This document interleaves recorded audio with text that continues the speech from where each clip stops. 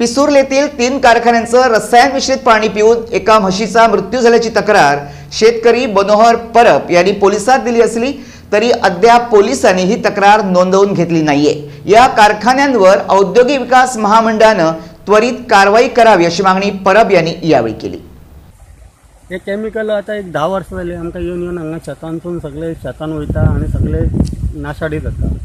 Complain मामलेदाराकडे घातल्या, कलेक्टराकडे घातल्या, कोण काय धरता ना। आज कितें आसा एक कंप्लेनी घालून पोल्यूशन कंट्रोलाकडे सुद्धा कंप्लेन घालून आयज एक मुख्य प्राण्याची आत्महत्या झाली।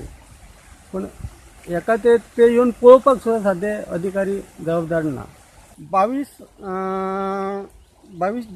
जुनाक सकाळी हांव म्हाज्या शेतान काम करतालो आनी ही गाय पाणी पिवपाक येयली हांगा।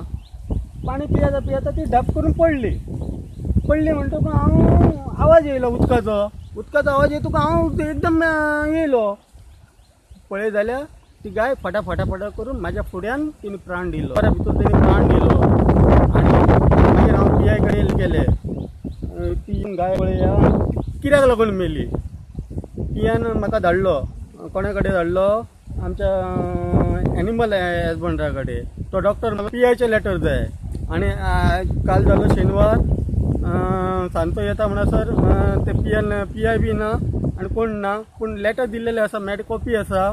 1 नंबर अंबे मेटाली, दुसरी म्हणटा ती VIC इंडस्ट्री लिमिटेड आनी तिसरी इस्टीम इंडस्ट्री लिमिटेड।